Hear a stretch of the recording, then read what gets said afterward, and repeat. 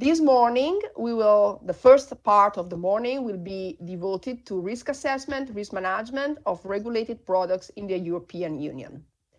This will be the topic of the first part, and the first speaker will really introduce and setting the scene, and will set the scene.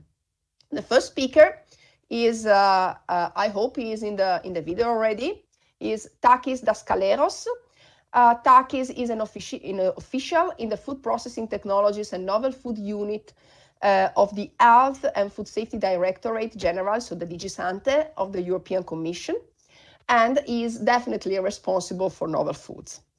Takis has a background as microbiologist, biologist, and toxicologist, so I think he is the right person to give you all the basic information, the fundamental information you need to keep track with the program and start entering the field. So, Takis, the floor is yours.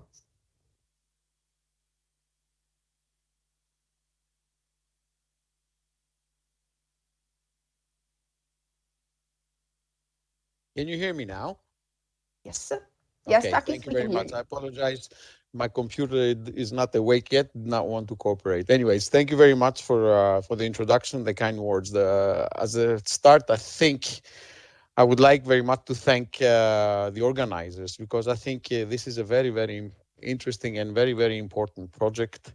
There's a lot of work going on in the European Union, but also in the member states concerning food safety. Food safety is a very precious European value, and it's nice to share that with a wider audience, because a lot of times people think that there is some sort of a black box where things are happening, and in reality it is not like that. And hopefully this session and this school, I guess, these 2 days would allow participants to have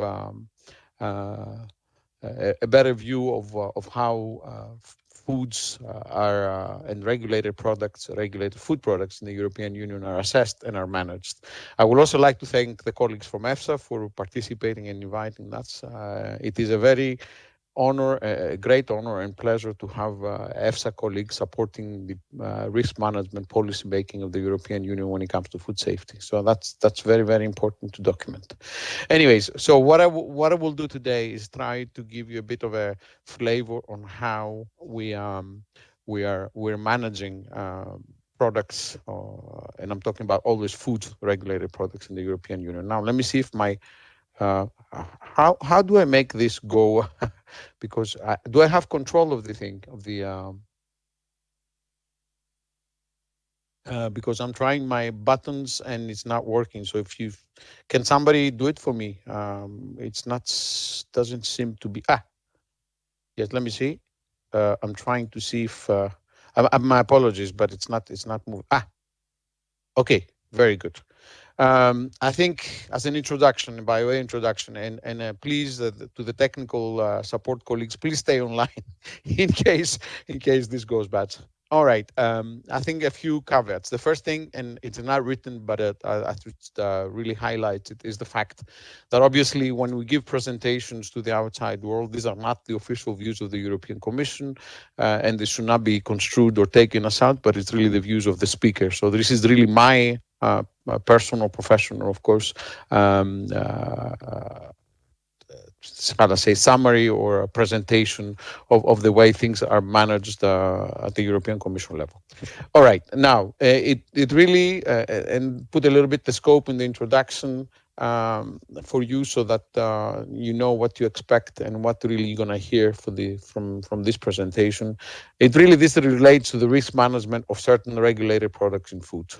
Regulated products in the European Union, we mean products for which there is a European legislation, harmonized legislation pertaining to the safety and their placement on the market. Yeah, we call them regulated products because indeed there is a law, European law, that applies to them when it comes to placing in the market, and food safety is an integral part of this regulation. The intention is not to be comprehensive here. It is impossible. I can guarantee you that. But is more or less to highlight the key processes, some of the principles and the rules that apply. And I think the important thing to remember, and I would invite everybody to visit. I know it's a legal text, but it's a very interesting text because it really gives the basis on which we operate. And that's really the foundation of the EU food safety. And that's really the general food law. It's Regulation 178 2002. I apologize for giving you some of the technical jargon when it comes to regulations and things like that. But these are important to really set the scene. I really would invite everybody to have a look at this document. It's really the basis on which we operate. It's a vertical, horizontal document or rules, sets of rules about food safety. And after that come the vertical strands, what we call vertical strands, which are specific regulations to products. And like I said, these are called the regulated products. And you can have a regulation on novel food, you can have a regulation on food additives, you can have a regulation on food contact materials, and so on and so forth. So really, this is really the basis which this operates. Okay, let me see if that works again. Uh, okay. All right. Now, some of the principles that are set out in Regulation 178 2002. The first and foremost is that there's a high level of protection of human health and animal health that has to be pursued. The law obviously covers both. Why animal health? Because as you can imagine, there is always an element of human health in it, besides the fact that we want our animals, or at least food destined animal, to be healthy. We realize, and it's clear that the health, animal health, obviously affects human health to a certain extent, and therefore it is important that the same or equal rules are applied to both. So, a high level of protection of human health is the first and foremost principle under which food safety law operates. Uh, as a consequence, food and feed that are placed on the market shall be saved. Very simply put, for regulated products, no safety, no market. It's a very, very simple equation, really.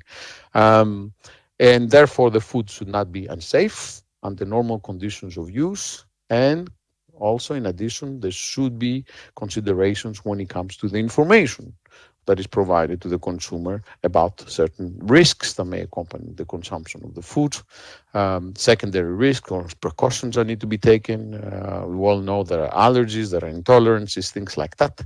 Uh, Also, how to prepare the food, cooking versus eating it raw, and all that. So, really, the basic element is it has to be safe. But also a complementary element is that information should be given to consumers about the proper consumption of the food. Now, let us now define what is an unsafe food. And that is basically something that would cause harm to our health, injurious to health, Texas. What is it? The first thing that can be an immediate short-term effect, but also there can be long-term effects, or even on other generations, what we call reproductive toxicity effects. Yeah, you could have cumulative toxic effects of taking either the same chemical or the same hazard agent coming from different sources, or different agents coming from different sources. Yeah, so the cumulative has to be a bit distinguished between what we're talking about when it is really an additive effect, when you have the same agent coming from different sources, or when you have different agents coming from different sources and combined they would produce toxic effects. Sometimes they're synergistic, so they add up to the effect. Sometimes they're antagonistic. One more or less dissipates the effects of the other. And the third bullet point is sensitivities of the consumer category for which the food is intended. For example, if you have a food that is intended for infants, there is a certain need to have certain provisions that really cater to that particular food. We all know that babies and even young children are more sensitive as they're developing organisms versus an adult. Therefore, a food destined for them may have different requirements when it comes to safety. And then, of course, food may be unfit simply because it's contaminated, heavy metals, microbes, what have you. It can be decayed, putrefaction, something that is added to it, or the quality of it has deteriorated. All these are things that can cause a food to be unsafe. Okay, let me see here. Try again. Yeah. So basically, in addition to the general food law principles, of safety, the ones that I just described, that food needs to be safe. Also, the regulated products may contain additional conditions. Like I said, again, for specific groups, for specific foods. For example, a very important element in some of the regulated products, food safety regulations, is that they should not mislead the consumer. Example, if imagine that you have a food that comes into the market that is intended to replace another food, the information provided to consumers should not lead to a situation where the consumer misuses the product because the information was not provided in such a way that it would replace it or lead them to use it properly. So really not misleading the consumer is very, very important. And it has to provide the right information in terms of its nature, the freshness, is it natural, the nutritional quality. Indeed, if it is to replace another product also, the products should not be nutritionally disadvantageous. Imagine that you decide, for example, instead of consuming product A to consume product B, which is very similar. The two must be really, in terms of nutrition, they must be of an equal value if indeed one is intended to replace the other. So these are also important elements that come into addition to the food safety that we have in the general food law. Okay. Try another one. I cannot move it again. I don't know what is happening. Have I lost? Okay, sorry about that. All right. Now, how do I achieve the objectives of a high level of protection? Well, in the EU, we have established what is called the risk analysis principles. Basically, it's a process. It's called the risk analysis, and it's really composed or consists of three interconnected components: risk assessment, well, I would call it RA, risk assessment, risk management, RM, and risk communication. Excuse me. The risk assessment is based on the best available scientific evidence, and it is really undertaken in an independent and objective and transparent manner. And in that case, is when it comes to food, the European Food Safety Authority, also known as EFSA, is the one that is really the agency, the body in the European Union that conducts the risk assessment. The risk management is done on the basis of the risk assessment, but also taking into account other factors that are legitimate, and also the precautionary principle. We'll talk about these things furthermore in the discussion, and it's done really with by the Commission. So the Commission really has the right of initiative to draft, if you wish, risk management measures on the basis of the assessment of EFSA and the other factors that I just mentioned. But also, it's really in collaboration with the member states. It is discussed, and at the end of the day, it is voted by member states, what we call the standing committees. Again, I'll say a few more words about each one of them in follow-up. The risk communication obviously involves the dialogue throughout the process of risk analysis. There should be a dialogue between risk assessors, risk managers, but also between the risk assessors and risk managers with society. In other words, risk should be properly positioned and explained to society. It is a very, very important part of food safety law, because it's really on which, on one hand, you have food safety law, but on the other hand, you must have the public confidence and understanding of how this food law operates and what is the basis for this. So it is very, very important to have a proper risk communication. Okay, now I think somebody is moving it for me, and thank you very much. I think that's the easiest way. Now, some of the principles, some of the terms that we're using is basically, as I said, risk analysis. I don't want to repeat it. I think for completeness, is composed of the three components I mentioned: risk assessment, risk management, risk communication. A risk assessment is basically a scientific process by which consists of 4 steps: hazard identification, basically identifying a particular hazard characterization, exposure assessment, and risk characterization. By hazard identification and hazard characterization, what we mean is basically trying to investigate and understanding the inherent properties and characterizing the inherent properties of an agent, of a hazard agent. It could be a biological, It can be chemical, it can be physical. So there is basically identifying it and characterizing. For example, is chemical A toxic? How toxic it is? In what endpoints is it toxic? Is it for reproduction? Is it long term? Is it short term? Does it cause allergies? This is really identification and characterization, inherent properties of an agent. Exposure assessment is basically a situation where um, from the one assesses the potential exposure of the consumer from the consumption of a food containing a particular hazard, particular agent. Uh, for example, if you use it in pasta, if you use it in bread, if you use it in sweets, there are ways based on information that we have from consumer uses and practices to assess the exposure, and that is really called the exposure assessment. And then risk characterization is a function of the two. You basically take the hazards, identify certain endpoints, identify certain safety, certain levels below which there is no effect, and then compare that to the exposure in order to come to risk characterization and decide whether the product is safe or not. So that is really the risk assessment. Risk management, and I think hazard already I explained it a little bit, so I don't want to repeat it again. But these are the formal definitions that you find in the official documents of the union. Risk management is basically different, and a key element that I need to highlight here is that risk management and risk assessment are totally separated functions within the European Union food safety.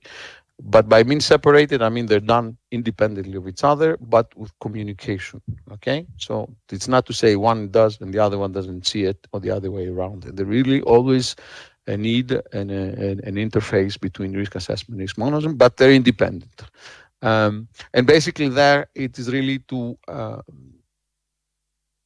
on the basis of risk assessment to decide on policy options on the basis of the risk assessment, consulting obviously interested parties, member states, but also sometimes, not sometimes, a lot of times, society, considering other factors, and then selecting appropriate prevention and control measures if those are necessary. And then risk communication is what I just briefly described, is basically the exchange of information throughout the risk analysis process when it comes to hazard, the risks, the factors, perceptions of risks. And that involves everybody that is involved in the risk analysis process, the risk assessment, risk managers, consumers, businesses, academia, and other interested parties. So it's really a very, very important element when it comes as an element of risk analysis and food safety in Europe. I don't know how I can get the next slide, maybe. Yes, thank you very much. All right. Now, on regulated food products, which basically is the area where I work. I think the introduction mentioned I work in the novel foods area. And in regulated products, invariably, I mean, so like I said, this is a general type of discussion. They require pre-market authorization. What that entails, and these are the steps that you see here on the slide, it entails an application to the Commission under the specific regulatory framework. For example, if you want to put a novel food, you apply to the Commission under the novel food regulation. By the way, just for information, novel foods are those foods that do not have a history of consumption in the European Union before May 15, 1997. Yeah, if anything has been consumed, can be documented to be consumed before that date, is not considered a novel food, is a normal, what we call normal standard food. However, anything that cannot document a history of consumption before that date needs to be authorized to be placed in the market. And there are quite a few novel foods that have been authorized. For example, the latest version is some insects, for example, that we have just authorized, but there are also other specific chemicals and ingredients that are used in different foods. Yeah. So anyways, an application needs to be done under a specific regulatory framework. This can be for the authorization of a new product, but also it can be an application to change the conditions of already authorized product or even the specifications of an already authorized product. Yeah. Now, the application is normally validated by the Commission and by EFSA. Commission basically checks completeness. So in other words, is all the information prescribed in the regulation in the application. If yes, then EFSA takes on, and EFSA basically assesses whether the information that is there is suitable for conducting a risk assessment. In the process, both the Commission and EFSA can ask an applicant for additional information in order to make the package of the application or the package of information in the application suitable for the risk assessment. Once this is done, the Commission mandates EFSA, so we send basically a request to EFSA, and EFSA conducts the risk assessment. Once this is completed, then the Commission would develop risk management on the basis of this assessment and other factors. And the risk management is done at two levels. The technical level, so it's basically proposing an authorization of an overwhelming food or a food additive or an enzyme or a flavor, whatever, or not, if the EFSA assessment says that we cannot, or that the safety has not been established. And that is really developed by the Commission. This is done normally by a legal act. They're called, in the jargon of the Commission, either implementing regulations or implementing decisions. Most often is implementing regulations. And they are discussed with the member states at the technical level. So basically fine-tuning the technicalities of it. And then they are approved at a political level, which is a vote by the member states in a permanent standing committee, which is really assigned to that particular legislation on a proposal that has been developed at the technical level. So that's how the process of regulated food products works when it comes to authorizing them. Next slide, please. That way my life becomes a bit easier and is... Can we go to the next slide, or should I? It works. Okay. Now, so now coming to the risk management of regulated products. The first thing in risk management of regulated products is really the formulating and framing of questions to the risk assessors within the policy boundaries. Yeah. So what you really have to keep in mind when it comes, risk management is indeed a process in the middle of the risk analysis. You have to have the risk assessment, risk management, risk communication. But in reality, it starts at the very beginning when you really have to frame the question on the basis that the question that you ask guarantees the utility and the quality of the answer that you're going to get at the end of the day. So basically, you have to frame the question in such a way that at the end of the day, that would give you a better. Am I using it wrong? No, I'm okay. Am I? I see I apologize, but I see my computer on the side, so I don't know what is happening. I see my face on the other side. I apologize for that. Anyways, the troubles of online presentations. Anyway, so that's the formulation of the questions. The first thing. The second thing is, after that, to ensure and engage in a dialogue with risk assessment throughout the process, to ensure the relevance and utility of the risk assessment output. One thing that I need to stress here, very, very, very importantly, is that when discussing a dialogue, should be zero interference from the risk management, and there is zero interference from the risk manager to the work of the risk assessor. Yeah, and the vice versa is true. So the dialogue, but it's not really a question of saying or imposing to risk assessment what they do. That is a very, very clear and unbreakable condition in the European Union. There is a dialogue, but the two processes are totally, totally independent. Once the risk assessment is done, obviously there's an analysis of the risk assessment, including some of the uncertainties that may be identified in the risk assessment, and then on that basis identify, assess, and select policy options. And of course, that includes the consideration, as I said, of other legitimate factors and possibly of the precautionary principle. Okay. Then a proposal is prepared and it's adopted after the discussion that I said at the technical level, political level, and vote by member states. It is to be adopted by the appropriate EU institution. Most often or not, this is the Commission. Okay. All right. Let me try this now.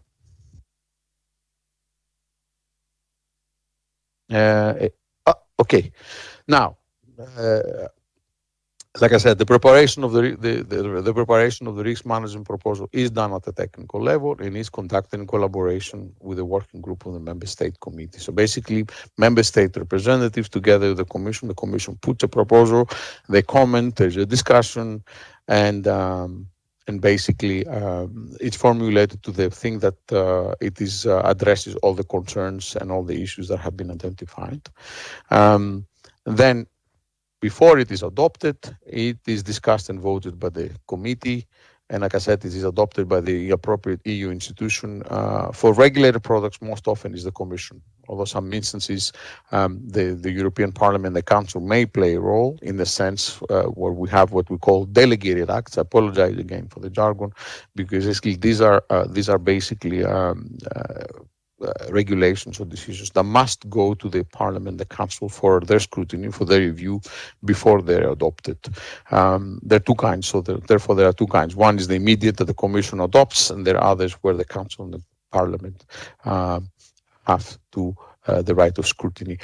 This should not be confused with lawmaking in the European Union, where in most instances, if not all, the Parliament and the Council are co-legislator. This is not to be confused. That in those particular cases that I'm talking about, authorization of a regulated product, there is a power of delegation that has been granted by the Parliament and the Council to the Commission. That's why, in many instances, the Commission is the body that adopts the regulation, and in some instances, the Parliament and the Council see it, and not every time the Council, the Parliament, and the Commission adopting it. Again, my apologies for the jargon, but I think it gives you a bit of the complexity, but also the checks and balances between the three institutions, the European Union, that ensure that things are done in a way that is democratic. The Parliament is a democratic institution. Council is also the governments, and therefore the checks and balances between the three institutions. Next slide, please. Yeah.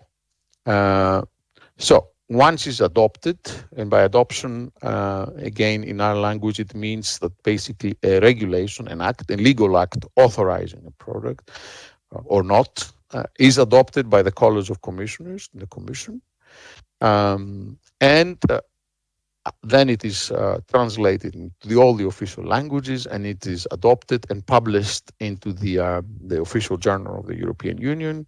And 20 days later, if it's a regulation, the product is authorized and can be placed on the market. Yeah. And then what happens is, in most instances, there are lists of authorized food ingredients, and therefore, once something is authorized, whether it's a new food or a new enzyme or a new food additive, or there is a change in the conditions of use and the specification, then it is added in the Union list of the respective legislation, or the entry is modified if it concerns a modification in terms of conditions of use or specifications, what have you.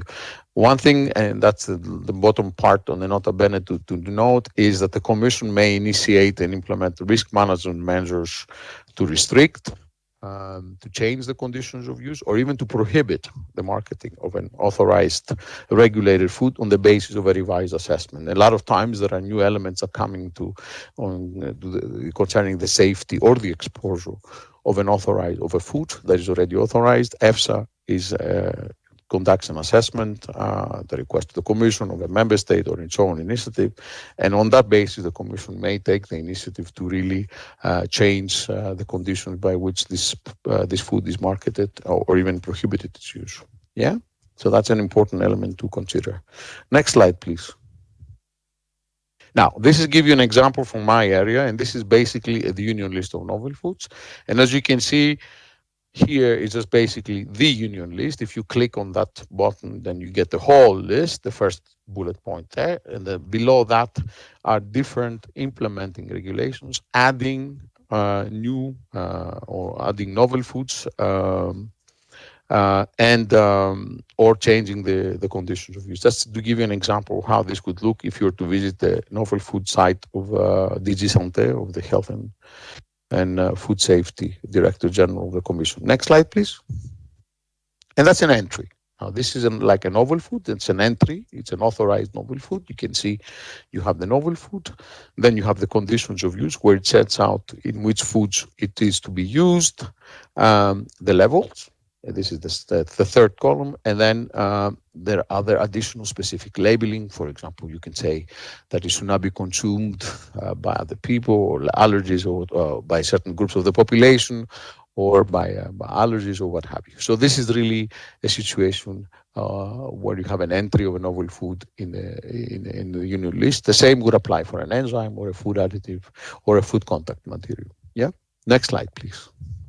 And this is the specifications. Basically, when you have something added to the union list, you have to properly describe it, give it chemical name if it's a chemical, formulas, give also some basis for its molecular structure, and then the specifications. What are the purity levels? What are the other major components? What are the minor components? Are there any contaminants or heavy metals or microbiological criteria that need to be included and need to be respected in order to ensure the safety of this product? So this is how it would look when you have an authorized novel food. Next slide, please.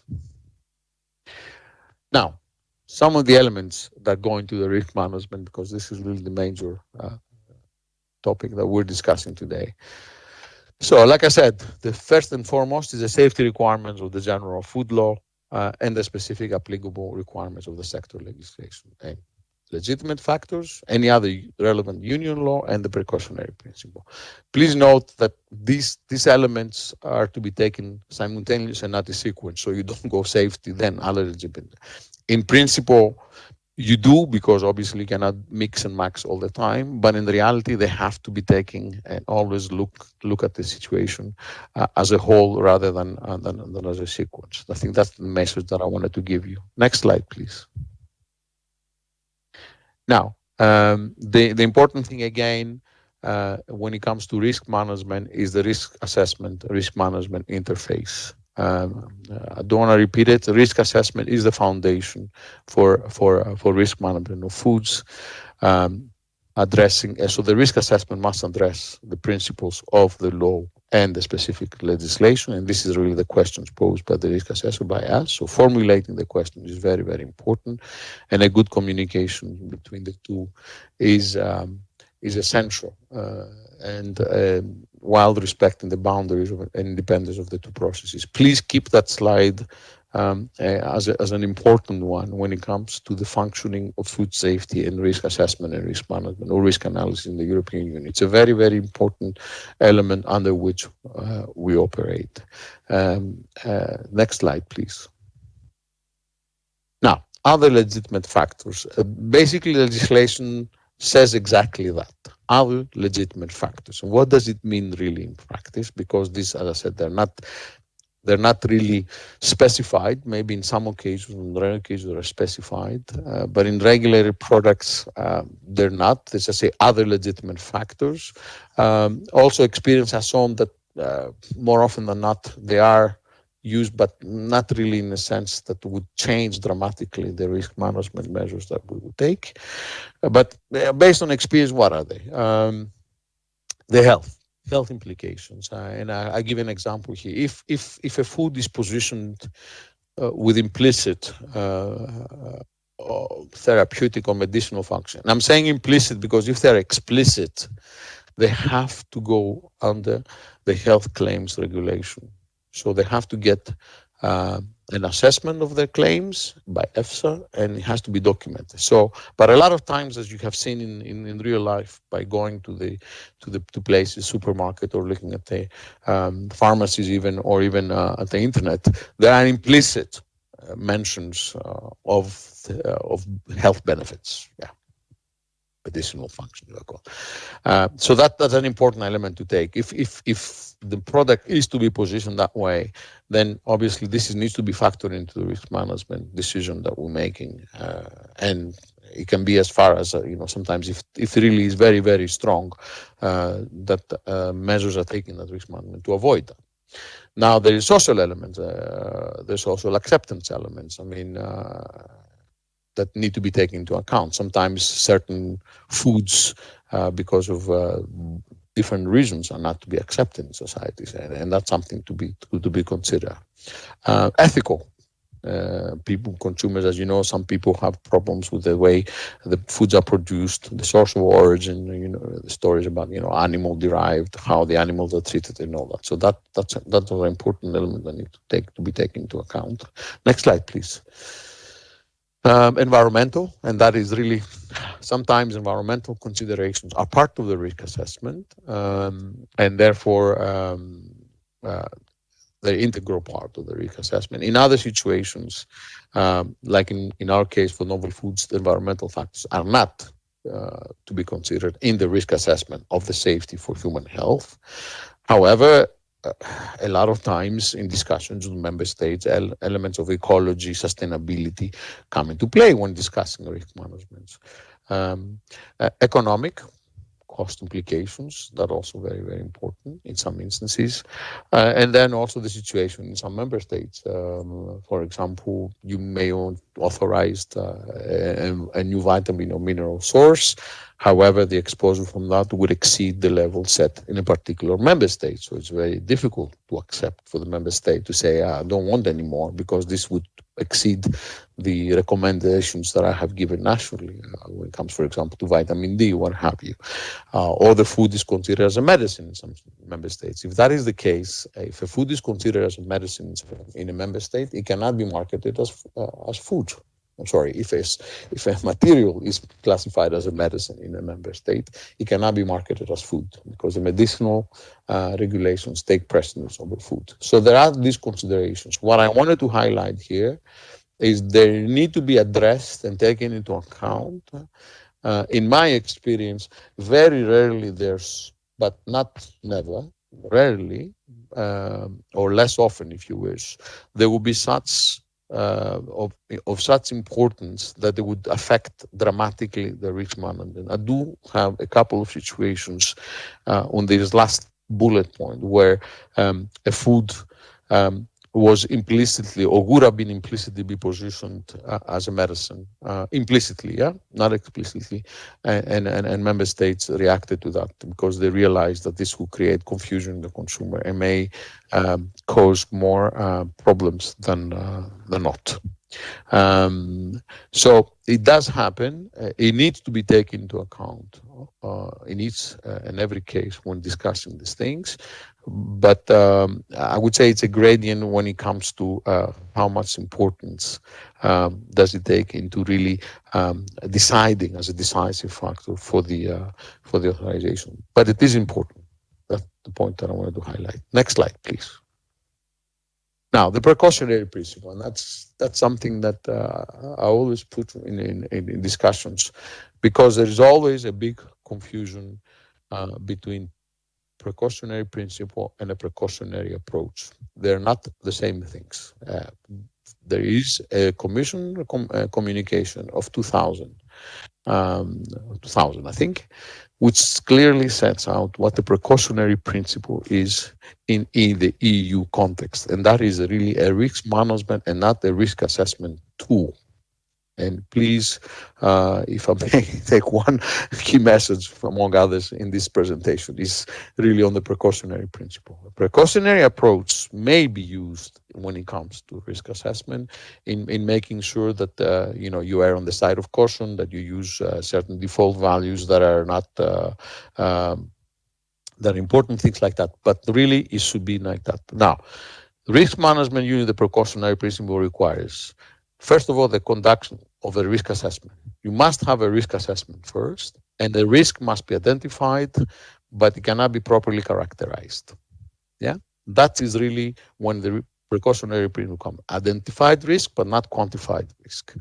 It has to be proportional to the risk, non-discriminatory, so two situations that are comparable should be treated the same way, consistent with measures in similar situations, and technically and economically feasible, and it has to be reviewed within a reasonable period of time. In other words, you take measures on the basis of the precautionary principle because you have a risk assessment that identifies risk but cannot quantify them because it needs more data. When that data is available, then the risk assessment needs to be completed and permanent or not permanent measures need to be taken. All right, that is really how the precautionary principle works. Next slide, please. Okay, other EU law.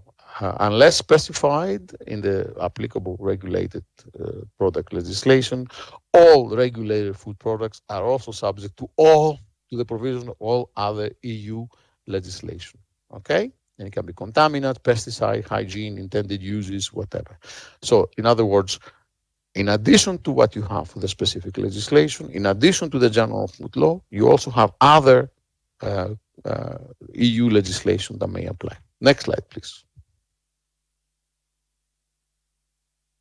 Try this myself. Yeah, some consideration. So basically, the technical proposal, again, summarizing a little bit what we said, is a composite of the following. Is it safe under the proposed condition of use? Is it safe for all the intended population subgroups? Yeah. If not, are the lower use levels or limited uses safe? And therefore, one can decide on the risk management. If the food is a vitamin or a mineral, would the intake would exceed? Should they be lowered, not to exceed established upper limits? Is there a need to label the product? Yeah. Is there a need to label, for example, not to consume it when other foods are consumed, or not to consume food supplements containing this food when other foods are taken, because the combined intake would exceed a certain safety threshold. Are there other components subject to EU law that may apply? For example, allergies. There is a food information to consumer that has a list of allergens and therefore need to become. Are there nanomaterials that need to be properly labeled? Things like that. So this is really important thing today. Next slide, please. Are there any legitimate factors discussed? Considerations from the member states, precautionary principles, should they apply if there are any identified risks that could not be quantified? Is there a need for research stemming out to strengthen the conclusions or to strengthen risk management? Is there a need for a market monitoring? And we have situations where research is to conduct or has been conducted on certain situations where the EFSA opinion says that more research is needed. The same with the monitoring. Is there a need for an analytical method development in order to enforce the legislation when food is authorized? Can the member states' laboratories analyze? Do they need to develop methodologies? Is there a possibility for confusion? Again, we discussed the medicine, food, implicit health benefits and all that. Next slide, please. Now, I was asked to give you a few words about regulation and innovation, and I think that's a very, very important thing about food safety and how this can be a driver for innovation. Okay, there are many drivers to innovation. I think most of us know it. Obviously, market forces. Yeah, always there is a force to provide better tasting, natural foods, more wholesome, what have you. So really, the market and consumers obviously want more. There's policy. We have the EU Green Deal. We have the Farm to Fork strategy. These are all important things about promoting innovation in the food area. Environment, ecology, life cycle analysis, sustainability profiles. Like I said, society and consumer needs and expectations. There is a tendency in some parts of society for less meat, alternative proteins, ethical considerations. Again, sustainability is an important thing. And of course, food safety. Food safety is a driver for innovation. Next slide, please. So how is it? For example, if you identify the risks or uncertainties for certain products, obviously that paves the way for the development of new ones. Yeah, that would pay a high safety bar. That is clear. Or risk management measures. If you prohibit or ban the use of unauthorized food, or not authorizing a certain food, or limiting the levels, all of these are drivers for innovation. And of course, one thing that food safety is a driver in the risk assessment methodologies. Yeah, you always need to strive to develop better and more refined methodologies for risk assessment. Next slide, please. A lot of times people say, yeah, but food safety regulations are really a deterrent, an obstacle to innovation because um, they stop it. Yeah, they take a long time to authorize. It takes long to assess the state risks and all that. And of course, one misperception, in my view, misperception is that regulation captures innovation at a given moment, so it is static. And the other perception is that innovation is constantly evolving, it's dynamic. So you have long cycles to adopt, and setting and departing point is inevitable. So it causes the whole system to slow. So the conclusion in most people's minds is that the regulation lags behind innovation. So it's an obstacle to it. Next slide, please. But let's go back a little bit and really ask ourselves, is really regulation lagging behind innovation? The regulatory cycle is about 3 to 5 years, maybe a bit longer, to have revisions of regulation, include new elements to capture innovative type of products. But is really innovation running that fast? Because indeed, the cycle from idea to market is also lasting the same, and including false positive things that do not go to the market 3 to 5 years. So there is a hit and miss element here. The problem is that a lot of times the results of innovation are brought to the attention of regulation very late. So how can we address this to ensure that these two go together? Next slide, please. And the thing is basically to make them go together in a dynamic and synchronized. And to do that, obviously, from the regulators, but also the innovators, you need to have foresight, knowledge sharing, so communication between the two, and holistic or integrated innovation, if you wish, to include safety when the product is designed as an integral part and not really look at it at the end. From our side, of course, regulatory vigilance to see what is going on in the marketplace. And of course, capacity and risk assessment and analysis. That's very, very important. Next slide, please. I think this is all. I think I put as a postscriptum something which is very, very important to consider because it is very, very important. And that's something that we all collectively should be about. And that is really the EU regulations have become the top exports. It's a global standard. Our food safety regulations have become a global standard with very few exceptions. US, most other nations either tailor their own regulations according to the European or adopt them as they are, some of the smaller nations. And that's something that we all should be very proud because our regulations are very high in terms of safety requirements and obviously everybody involved tries the best to attain that high level of safety. So thank you very much for your attention. I hope I did not go too much over time. Thank you very much.